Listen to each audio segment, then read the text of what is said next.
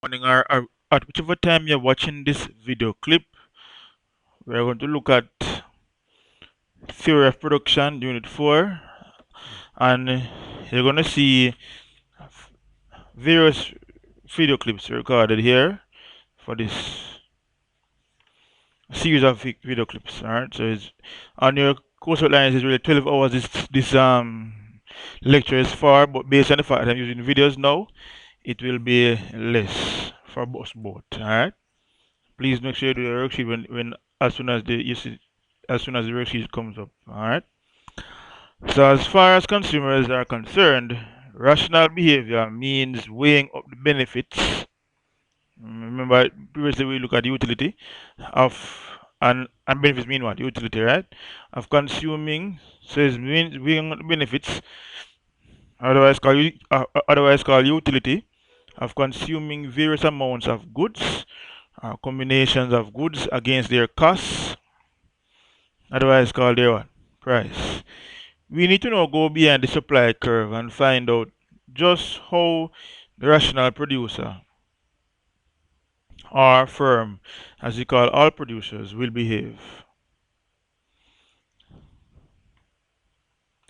In this case, we shall be looking at the benefits and costs of the firm of producing various quantities of goods and using various alternative methods of production. We shall be asking how much will be produced, what combination of inputs will be used, how much profit will be made. All right. We'll look at the subheading now, profit and the aims of a firm. The traditional theory of supply or theory of the firm assumes that the aims assumes that firms aim to maximize profit, although the, the decision makers in the firms may have other aims as well. Example, pleasant working conditions. Under many circumstances, it is legitimate to assume that the overriding aim is to is the maximization of profits. So even though some might look at it, some decision makers might want to ensure that workers are working under present working conditions. The ultimate goal is to what? Maximize profits in a business, right? The advocates of the traditional theory would argue that it enables useful and largely accurate predictions to, to be made about the behavior of firms. Alright? The traditional profit maximizing theory of the firm is examined in this lesson as well. But not in this video clip, but later on you will hear about that. First, we examine the general principles of that govern how much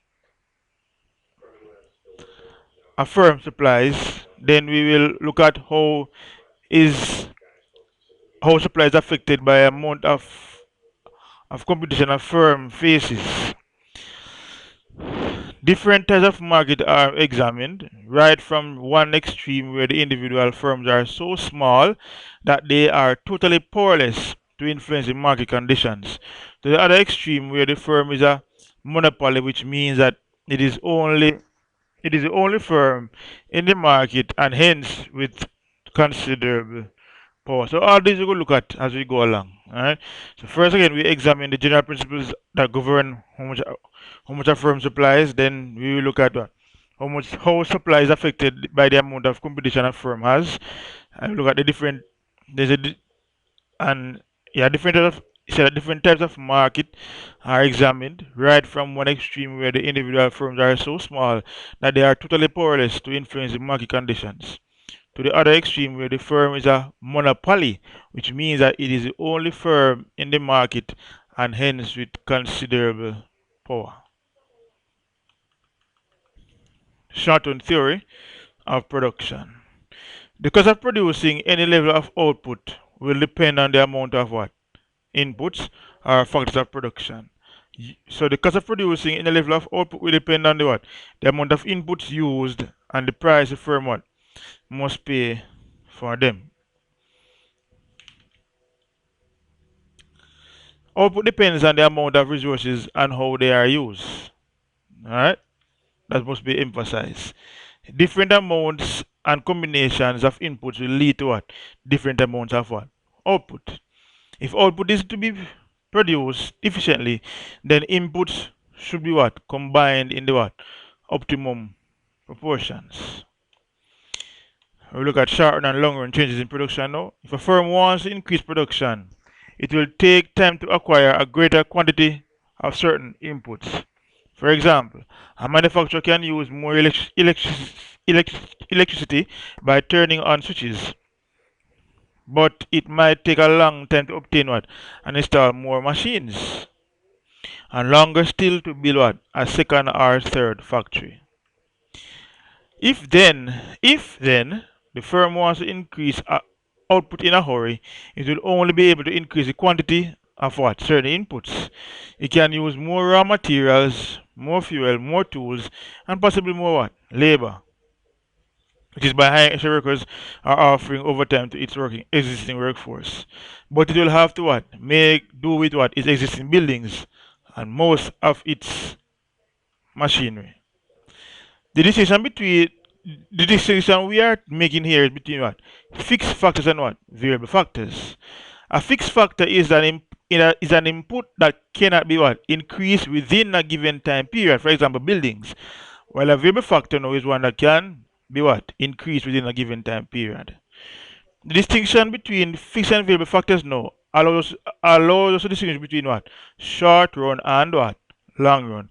As you will see later on, that the short run is a time period during which at least one factor of production is what? Fixed. Alright? We look at important terms now.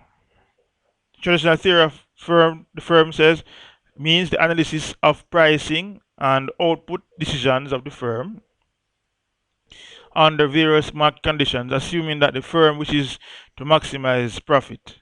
Fixed factor, an input that cannot be what? Increased in supply within a given time period. Variable factor, an input that can be increased in supply within a given time period.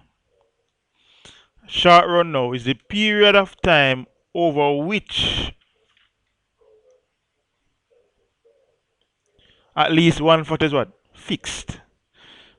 Long run now is a period of time enough for all factors to be what? Varied. Now the short run now is a time period during which at least one factor of production is what? Fixed. Remember that. In the short run then, output can be increased only by using what? More variable factors. For example, if a shipping line wanted to carry more passengers in response to a rise in demand, it could possibly accumulate more passengers on existing sailings if there was a space. It could possibly increase the number of sailings with its existing fleet by hiring what? More crew and using more fuel. But in the short run, it could not buy more what? Ships. There would not be time for them to be built. Alright, because it is what? Short run is at least one factor of production is what? Fixed, which in this case would have been the what? Ship. So the ship would have been the fixed factor of production in this case. Alright. The long run now is a time period long enough for all inputs to be what? Varied. Given long enough, a firm can build a second factory and install new what? Factories. Good. The actual length of the short run will differ from firm to firm. It is not a fixed period of time. Thus, if it takes a farmer a year to obtain new land, buildings, and equipment, the short run is any time period up to a year, and the long run is any time period longer than a year. Alright? Go again. The actual length of, of the short run will differ from the firm. It is not a fixed period of time. Thus, if it takes a farmer a year to obtain new land, buildings, and equipment, what is the short run? It takes him 1 year to what? Obtain what? New land, buildings, and equipment. So the short run would be any time period to a what? Year. And the long run now is any time period what? Longer than the year for this case. Alright? So it is 1 year for them to get new land, buildings, and equipment. What that means is that during the year they can't acquire new land and buildings and equipment. Okay, it is in 1 year. So that would be what? The short run. The 1 year would be the short run. And And beyond the 1 year now would be that been what? The long run. If it takes a shipping company 3 years to obtain an extra ship, the short run is on what? Is is is that the short run is any period up to the up to 3 years. And the long run is what? Any period what? Longer than 3 years. Thank you for listening. Look out for your next clip shortly.